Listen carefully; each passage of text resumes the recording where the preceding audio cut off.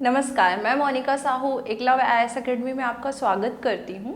आज हम बायोलॉजी में पढ़ेंगे रेस्पिरेशन, श्वसन के बारे में। तो हम सबसे पहले समझते हैं कि श्वसन क्या होता है और उसको डिफाइन करते हैं। क्या होता है ना कि कोई भी ऑर्गेनिक कंपाउंड भोज्य पदार्थ के रूप में हम जब ग्रहण करते हैं, कार्बनिक पदार्थ जब ग्रहण करते हैं लाइक ग्लूकोज, तो उससे एनर्जी प्राप्त करना होता है, हमको ऊर्जा प्राप्त करना होता है। तो इसके लिए क्या जरूरत होती है? ऑक्सीजन की जरूरत होती है। मनुष्य में क्या होता है कि ऑक्सीजन के प्रेजेंस में इस ऑर्गेनिक कंपाउंड का ऑक्सीडेशन होता है और कार्बन डाइऑक्साइड तथा वाटर बनते हैं और एनर्जी रिलीज करते हैं, अर्थात हमको एनर्जी मिलती है इस ग्लूकोज से। तो हम अब डिफाइन करते हैं रेस्पिरेशन को। श्वसन क्या है? श्वसन एक जैव रासायनिक प्रक्रिया है, बायोकेमिकल प्रोसेस है, जिसमें ऑक्सीजन की उपस्थिति में कार्बनिक पदार्थ का ऑक्सीकरण होता है तथा कार्बन डाइऑक्साइड और जल बनते हैं और ऊर्जा मुक्त करते हैं। 673 किलो कैलोरी ऊर्जा मुक्त करते हैं। ये क्या है? श्वसन है। अब हम देखते हैं कि जो मनुष्य होता है उसमें एक विकसित तंत्र पाया जाता है श्वसन के लिए। जो गैसीय आदान प्रदान होते हैं उनके लिए एक विकसित तंत्र पाया जाता है। इस विकसित तंत्र को क्या कहते हैं? श्वसन तंत्र कहते हैं। तो जो मनुष्य का श्वसन तंत्र है वो दो भागों से मिलकर बना होता है। एक होता है कंडक्टिव ऑर्गन्स, रेस्पिरेटरी ट्रैक्ट, इसी को क्या कहते हैं? संवाहक अंग। और दूसरा मुख्य श्वसन अंग होता है। जो कंडक्टिव ऑर्गन्स होते हैं ये सहायता करते हैं, उस वायु को बाहर से फेफड़ों तक लाने में सहायता करते हैं। तो वो कौन कौन से हैं? वो है नॉस्ट्रिल्स, नासा छिद्र, नासा मार्ग, नोसल पैसेज, ग्रसनी, फेरिंग्स, कंठ, लैरिंग्स एंड ट्रैकिया। ये हेल्प करते हैं। तो हम इस डायग्राम के थ्रू समझने की कोशिश करेंगे कि क्या क्या है। यहाँ पे देखेंगे जो नोसल पैसेज होता है, ये वाला जो पोर्शन, ये जो नोसल पैसेज होता है वो उसकी जो ओपनिंग होती है जो दो छिद्रों की तरह होती है बाहर, जिसको क्या बोलते हैं? नॉस्ट्रिल्स कहते हैं। इसके बाद ये जो है नोसल पैसेज है, ये कैविटी में खुलता है जिसे क्या कहते हैं? नोजल कैविटी कहते हैं। नोजल कैविटी के बाद देखेंगे कि ये है फेरिंग्स, ग्रसनी, एक नली पाई जाती है जिसे क्या कहते हैं? ग्रसनी। जो मनुष्य में जो ग्रसनी होता है ना वो दो भागों में डिवाइड होता है आगे चल के। एक को बोलते हैं क्यूलेट अर्थात निगल द्वार, और एक को बोलते हैं कंठ द्वार अर्थात ग्लॉटस। तो जब हम भोजन ग्रहण करते हैं ना तो वो जाता है निगल द्वार में, और ये आगे कहाँ जाता है? ओसोफेगस में जाएगा। उसके बाद ये स्टमक में जाता है, मतलब भोजन जो है वो क्यूलेट से होते हुए स्टमक को जाता है। और अगर हम कोई ऑक्सीजन ग्रहण किए हैं तो वो कहाँ जाता है? वो उस ग्लॉटस के थ्रू ट्रैकिया को जाता है और आगे चल के ये लंग्स को जाता है। ये वाला पोर्शन ये होता है ग्लॉटस। ठीक, फेरिंग्स 2 पार्ट में डिवाइड होते हैं। यहीं पे एक होता है यहाँ पे इपीग्लॉटस, यहाँ पे जो क्या करता है जब भोज्य पदार्थ को हम ग्रहण करते हैं तो वो इपीग्लॉटस ना ग्लॉटस को कवर कर देता है ताकि भोजन जो है वो इस क्यूलेट में जाए, ना कि ग्लॉटस में। तो ये फेरिंग्स है। फेरिंग्स के बाद हम देखेंगे जो फेरिंग्स है वो एक डिब्बे नुमा संरचना में खुलता है जिसे क्या कहते हैं? लैरिंग्स कहते हैं, कंठ कहते हैं। यहीं से ध्वनि उत्पन्न होता है। यहाँ पे दो झिल्लियों की बनी तंतु पाई जाती, फाइबर्स पाई जाती, जिसको क्या बोलते हैं? वोकल कॉर्ड्स बोलते हैं। जब वायु यहाँ से पास होता है तो वहाँ से ध्वनि उत्पन्न होती है, इसलिए से क्या कहते हैं? स्वर यंत्र कहते हैं। ठीक है, अब क्या देखते हैं हम कि जब मनुष्य छोटे होते हैं उम्र में तो उनका जो कंठ होता है वो लड़के और लड़कियों दोनों में बराबर होता है, लेकिन जब वो एडल्ट होते हैं तो जो मेल होता है उसका जो लैरिंग्स है वो साइज में बड़ा होता है। इसे क्या कहते हैं? एडम एप्पल कहते हैं। फिर ये कंठ हुआ। कंठ में एक और देखेंगे हम कि वो ना कार्टिलेज से जुड़ी होती, 3 कार्टिलेज अर्थात 3 उपास्थ्यों से जुड़ी होती है। जैसे कि ये है ट्रैकिया नली, अब इसमें सी शेप का एक कार्टिलेज जुड़ा होता है जिसको बोलते हैं थायराइड कार्टिलेज, और अन्य 2 कार्टिलेज जुड़ी होती है, जिसमें क्रिकॉइड कार्टिलेज और एरिथ्नॉइड कार्टिलेज जो होती है वो इस लैरिंक्स से जुड़ी हुई होती है। लैरिंक्स के बाद देखेंगे कि ये आगे चल के ट्रैकिया में खुलती है। ये जो ट्रैकिया जो लंबी नली होती है जो कंठ और लंग्स को आपस में जोड़ती है। अभी हमने देखा संवाहक अंग के बारे में, अब हम देखते हैं मुख्य अंग के बारे में। तो मुख्य अंग के बारे में देखेंगे तो सबसे पहले हम देखेंगे लंग्स। मनुष्य में एक जोड़ी लंग्स पाए जाते हैं जो कि थोरेसिक कैविटी, जो ये चेस्ट होता है जिसमें कैविटी होती है, थोरेसिक कैविटी रिब्स के अंदर लंग्स पाए जाते हैं। ये कोन शेप के होते हैं और इनके ये 2 लंग्स हैं और इनके नीचे एक प्लेट होता है, फर्स्ट होता है जिसको डायफ्राम बोलते हैं। और ये जो लंग्स होते हैं इनके चारों ओर एक आवरण होता है जिसको क्या बोलते हैं, प्लूरा, फुसफुसी आवरण, प्लूरा बोलते हैं, जो इसको प्रोटेक्ट करता है। इनके बीच में फ्लोरा फ्लूइड भरा हुआ होता है। ठीक, अब जो लंग्स में हम देखेंगे कि ट्रैकिया जो होता है, ये जो ट्रैकिया एक नली है, ये आगे चल के जो बाएं फेफड़े और दाएं फेफड़े में जाके विभाजित हो जाती है, डिवाइड हो जाती है। इसे क्या कहते हैं, इसे कहते हैं ब्रोंकाई। ये ट्रैकिया आगे चल के लंग्स में डिवाइड हो रहा है, जिसे क्या कहा, ब्रोंकाई। अब ये ब्रोंकाई 2 या 2 से अधिक शाखाओं में जब विभाजित हो जाती है तो इसको बोलते हैं ब्रोंक्यूल। अब यही ब्रोंक्यूल और डिवाइड होते जाते हैं, जिसको primary bronchiole, secondary bronchiole, tertiary bronchiole कहते हैं। और जो अंतिम होता है, जब वो डिवाइड होते जाता है और वो जो अंतिम होता है उसको कहते हैं एल्वियोलर डक्ट। इसको क्या कहते हैं, एल्वियोलर डक्ट। और इसका जो अंतिम सिरा होता है वो एक कोश होता है जिसको बोलते हैं कुपिका कोश अर्थात एल्वियोलर सैक। इस एल्वियोलर सैक में कुछ इस तरीके से होगा, उसमें छोटे छोटे चैम्बर्स होते हैं जिसमें वायु भरा होता है, इसीलिए इसको बोलते हैं एयर सैक, एल्वियोलाई, इसमें वायु भरे होते हैं। ये जो कुपिका कोश होता है ना, वो फुसफुसी होता है अर्थात स्पॉन्जी टिश्यू से बना होता है, इसीलिए ये एयर पास कर पाता है इजीली। इसमें क्या होते हैं, इसमें ये जो कुपिका कोश होता है इसके चारों तरफ इस तरीके से ब्लड वेसल्स फैले होते हैं, आर्टरी वेन्स फैले होते हैं। अब क्या होता है, जो ऑक्सीजन लेके आया है ये कुपिका कोश, इस ऑक्सीजन को ये दे देता है ब्लड को, और ब्लड से कार्बन डाइऑक्साइड को ग्रहण करता है। यही क्या होती है, इसमें प्रक्रियाएं होती हैं, इसमें गैसेस एक्सचेंज होता है। तो एक मनुष्य होता है उसमें लगभग 300 करोड़ कुपिका कोश पाए जाते हैं। तो मुख्य कार्य लंग्स का क्या होता है, गैसीय आदान प्रदान करना, ऑक्सीजन को ग्रहण करना और कार्बन डाइऑक्साइड को मुक्त करना ही लंग्स का मुख्य कार्य होता है। तो हमने क्या देखा, हमने अभी देखा कंडक्टिव ऑर्गन्स के बारे में और मुख्य श्वसन अंग अर्थात मेन रेस्पिरेटरी ऑर्गन के बारे में। ऑक्सीजन की उपलब्धता और उपयोगिता के आधार पर श्वसन 2 प्रकार के होते हैं, अनॉक्सी श्वसन और ऑक्सी श्वसन, एनारोबिक रेस्पिरेशन और एरोबिक रेस्पिरेशन।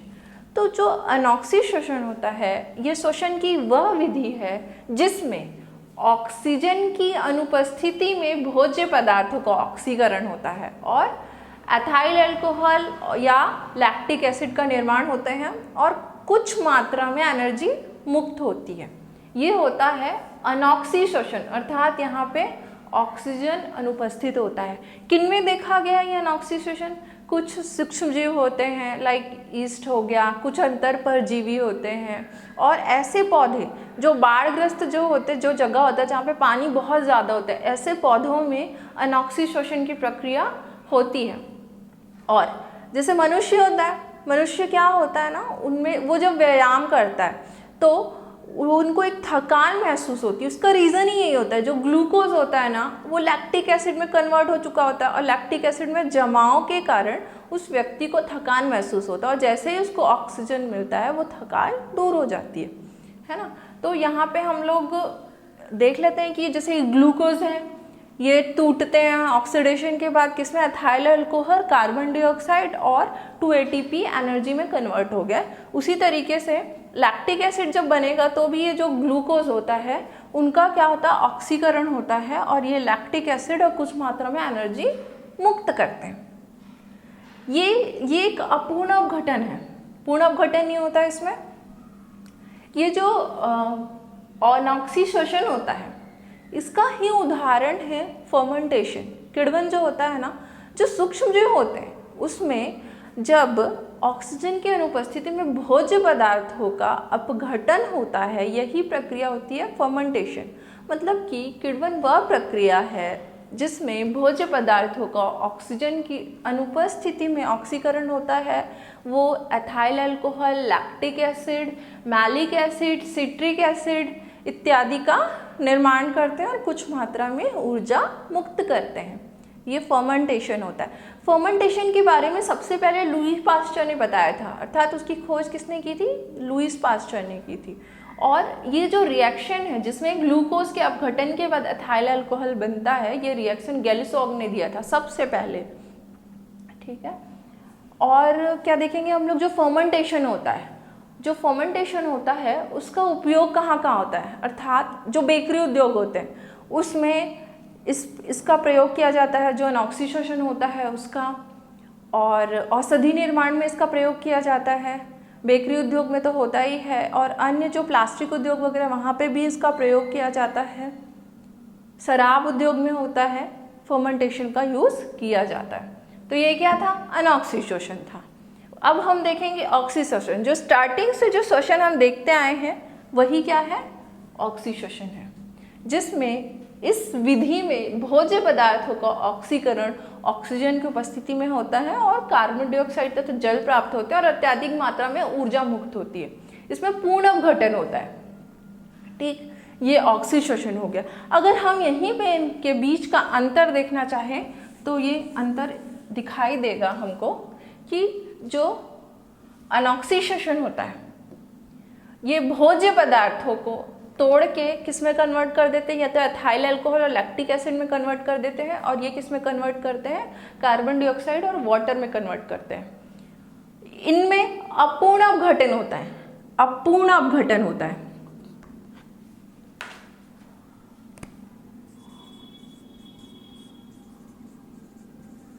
और इनमें क्या होता है, पूर्ण अपघटन होता है।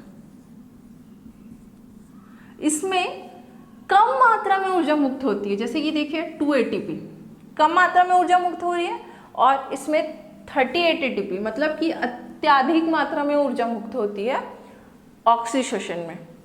जो अनॉक्सी श्वसन होता है, ये जो कोशिका होती है उसके साइटोप्लाज्म अर्थात कोशिका द्रव्य में होता है, और ये क्या कहाँ होता है, ये साइटोप्लाज्म और माइटोकॉन्ड्रिया दोनों में यह प्रक्रिया होती है। अधिकांश जीवों में एरोबिक रेस्पिरेशन होता है, अधिकांश जीवों में, और कुछ जो आपके बैक्टीरिया होते हैं, यीस्ट होते हैं, इनमें ही क्या देखा गया है, अनॉक्सी श्वसन की प्रक्रिया होती है। इसका रिएक्शन ये है और इनका जो रिएक्शन है ये वाला है, ठीक है। तो इस तरीके से हम ऑक्सी श्वसन और अनॉक्सी श्वसन में अंतर बता सकते हैं। मनुष्य में श्वसन की क्रियाविधि देखेंगे कि कैसे वह मैकेनिज्म होता है। जो मनुष्य में जो श्वसन होता है वो 2 स्टेप्स में होते हैं। एक को हम बोल सकते हैं कि एक्सटर्नल होता है, आउटर सेल होता है, और एक होता है इंटरनल सेल।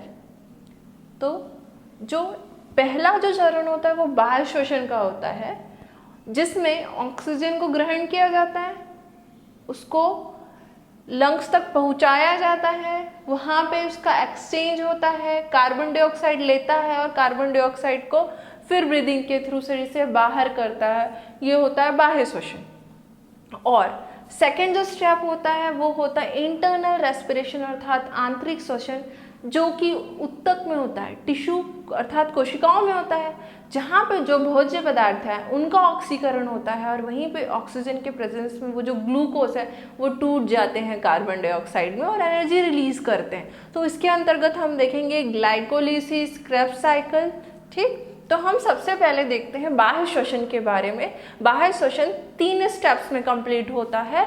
एक होता है श्वासोच्छ्वास, ब्रीदिंग। नेक्स्ट उसका स्टेप देखेंगे गैसीय आदान प्रदान अर्थात गैसेस एक्सचेंज होना।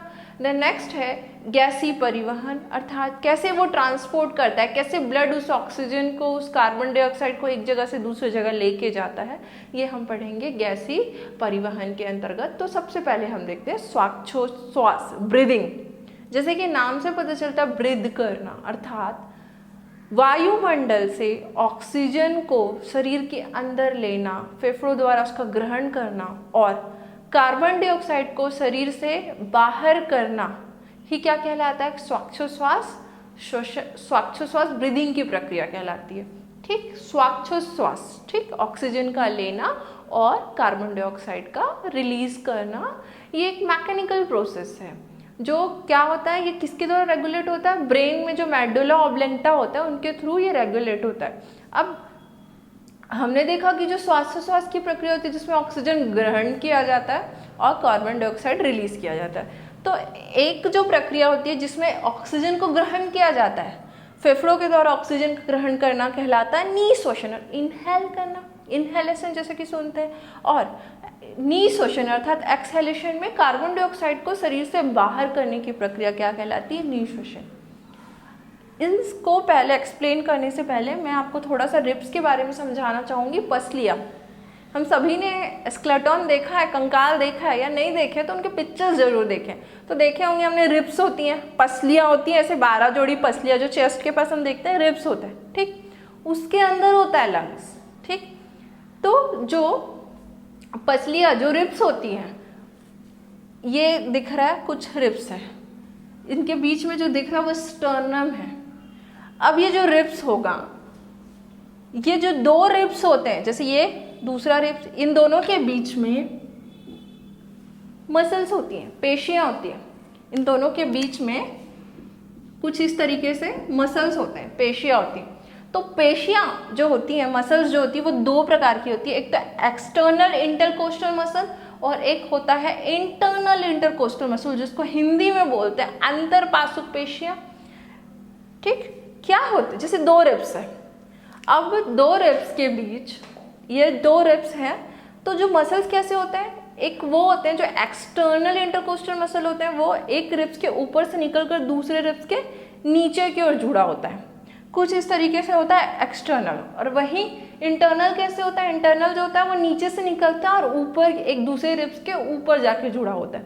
तो इस तरीके से पेशियां सभी रिब्स के बीच में पाई जाती है। तो इनमें ही जो क्रिया होती है, उनके फलस्वरूप क्या होता है? निःश्वसन और निःश्वसन की प्रक्रिया होती है। तो हम सबसे पहले निःश्वसन को समझने की कोशिश करेंगे। निःश्वसन जो होता है, निःश्वसन में क्या होता है? जो एक्सटर्नल इंटरकोस्टल मसल होते हैं ना, वो कॉन्ट्रैक्ट होते हैं, वो संकुचित होते हैं। अब जब वो संकुचित हुए तो क्या होगा? स्टर्नम जो होता है वो आपका नीचे की ओर झुकता है और आपका जो रिब्स होता है वो बाहर की ओर आता है। डायफ्राम जो होता है वो संकुचित होता है, संकुचित होता है डायफ्राम, तो वो थोड़ा नीचे की ओर जाता है। वैसे ही उधर की जो पेशियां होती है, जो मसल्स होते हैं, वो थोड़ी शिथिल हो जाती है। अर्थात एक्चुअल में क्या हुआ?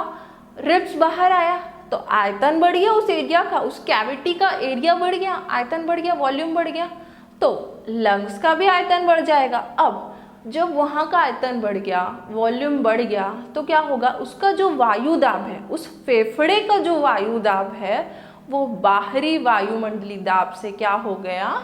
वो बाहरी वायुमंडली दाब से इसका जो वायु दाब है वो कम हो गया।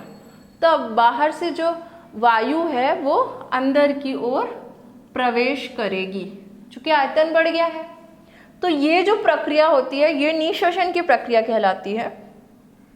वैसे ही निःश्वसन में क्या होता है, अर्थात एक्सहेलेशन में क्या होता है? एक्सहेलेशन की प्रक्रिया में क्या होता है कि जो रिब्स होते हैं उनके बीच जो इंटरनल इंटरकोस्टल मसल्स पाए जाते हैं, इनके बीच संकुचन होता है। इनके बीच संकुचन होने से क्या होता है? जो रिब्स होता है ना, वो अंदर की ओर जाते हैं, रिब्स अंदर की ओर गया है, डायफ्राम जो होता है वो शिथिल हो जाता है, ऊपर की ओर जाता है। उदर गुहा जो होते हैं वो आपका संकुचित होते हैं। इससे क्या होता है, वो जो एरिया, जो कैविटी होता है उसका जो वॉल्यूम है वो कम हो जाता है, मतलब वहाँ पे जगह कम हो जाती है, आयतन कम हो जाता है, तो लंग्स का भी वॉल्यूम कम हो जाता है। इससे क्या होगा, इसका जो वायु दाब है वो बाहरी वायुमंडलीय दाब से ज़्यादा हो गया, इसीलिए जो कार्बन डाइऑक्साइड है वो बाहर की ओर जाता है।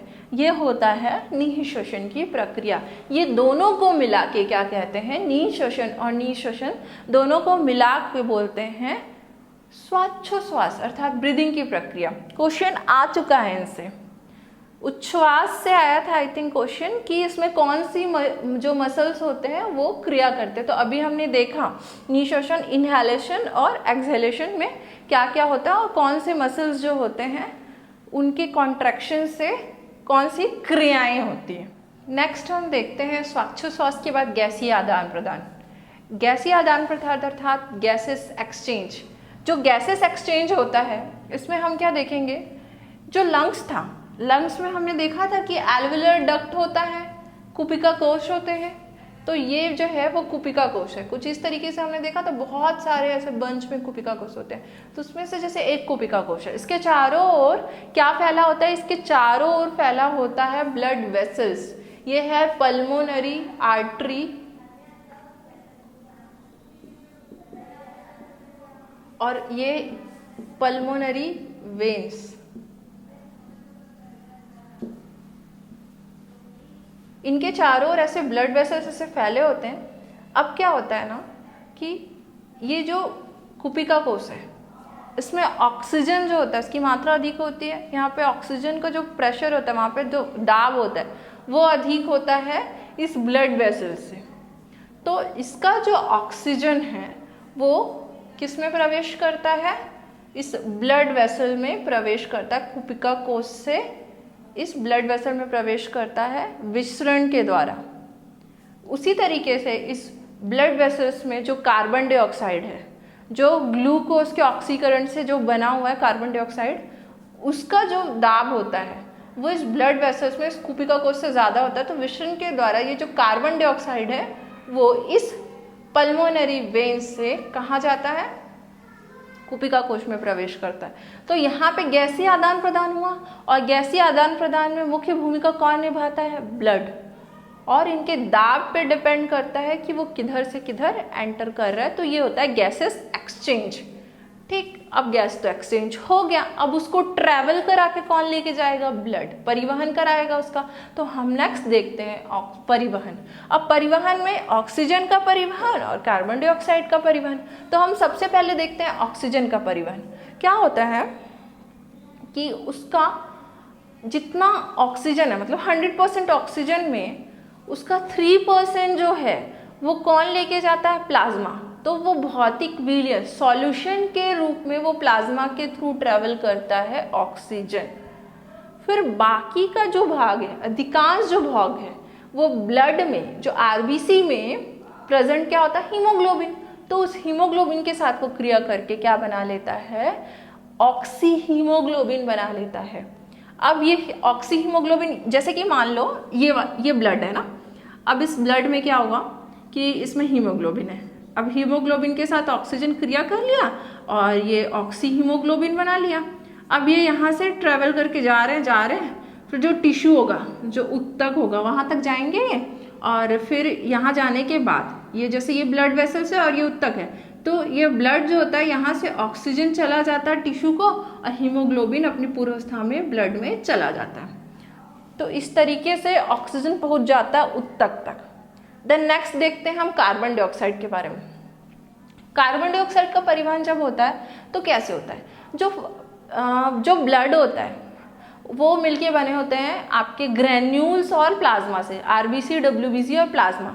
तो जो प्लाज्मा होता है उसमें ट्रेवल करके 5 to 7% कार्बन डाइऑक्साइड का भाग जो होता है वो तक पहुंच चुका होता है, और कुछ प्रतिशत भाग जो है वो हीमोग्लोबिन, जिस तरीके से यहाँ पे हीमोग्लोबिन के साथ कार्बन डाइऑक्साइड ऑक्सीजन क्रिया किया था, उसी तरीके से कार्बन डाइऑक्साइड क्रिया करके कार्बोक्सी हीमोग्लोबिन बना लेता है।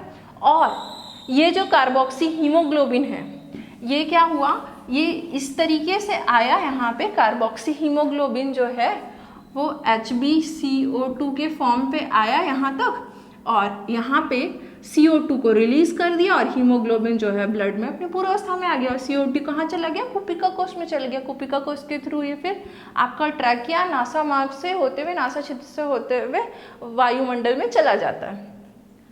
ये तो कार्बन डाइऑक्साइड हुआ। अब उसका जो अधिकांश जो भाग है वो किसके रूप में, बाइकार्बोनेट के फॉर्म पे ट्रैवल करता है। कार्बन डाइऑक्साइड का 70% जो पार्ट होता है वो बाइकार्बोनेट के फॉर्म पे ट्रैवल करता है। यहाँ पे देखेंगे कि जो वाटर मॉलिक्यूल्स होते हैं उसके साथ क्रिया करके ये बाइकार्बोनेट बना लेता है, H2CO3। अब जब ये बाइकार्बोनेट बना लेता है, आगे H2CO3 बनाता है, आगे चल के ये कन्वर्ट हो जाते हैं H+ आयन और HCO3 आयन, मतलब बाइकार्बोनेट आयन में कन्वर्ट हो जाते हैं। अब आगे हम यहाँ पे देखेंगे कि प्लाज्मा जो होता है उसमें कुछ लवण होते हैं, लाइक सोडियम, पोटेशियम, तो इसके साथ ये बाइकार्बोनेट क्रिया करता है और ये बनाते हैं सोडियम बाइकार्बोनेट।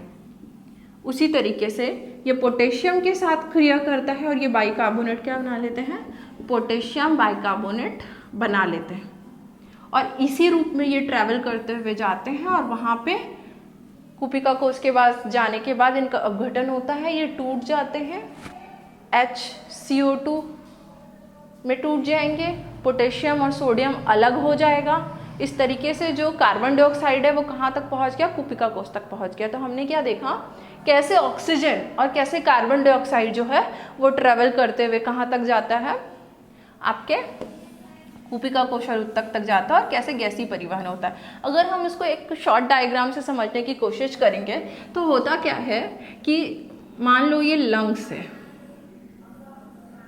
ये लंग्स है और ये हार्ट है और यहाँ पे टिश्यू है। लंग्स से ऑक्सीजन, सबसे पहले तो नासा मार्ग से ऑक्सीजन आया, इसके बाद ये ऑक्सीजन आ रहा है यहाँ पे और इधर से ब्लड आ रहा है हार्ट में। हार्ट जो डिऑक्सीजनेटेड ब्लड को कहाँ पंप कर रहा है, ऐसे ब्लड को जिसमें ऑक्सीजन अब्सेंट है इसको पंप कर रहा है कहाँ, लंग्स को। अब जब ये लंग्स को पंप करेगा तो ये ऑक्सीजन कैरी करेंगे और ये फिर से हार्ट को जाएंगे, और फिर ये कहाँ से लेके जाएगा, ऑक्सीजनेटेड ब्लड को कहाँ, टिश्यू में लेके जाएगा। अब ये इस टिश्यू में क्या होता है, C6H12O6 है, इसके साथ ऑक्सीजन क्रिया करता है और ये बदल जाता है कार्बन डाइऑक्साइड और कुछ एनर्जी में कन्वर्ट हो जाता है ये।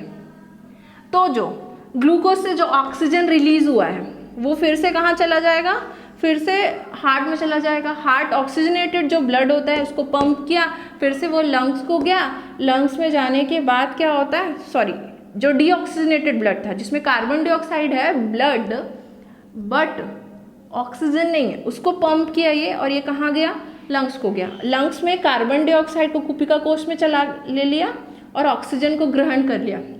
उसके बाद फिर से वापस जब ऑक्सीजन को ग्रहण करता है फिर से यही प्रक्रिया होती है। ये होता है बाह्य श्वसन की प्रक्रिया, जिसमें श्वासोच्छ्वास होता है, गैसेस एक्सचेंज पढ़ लिया हमने और गैसीय परिवहन पढ़ लिया।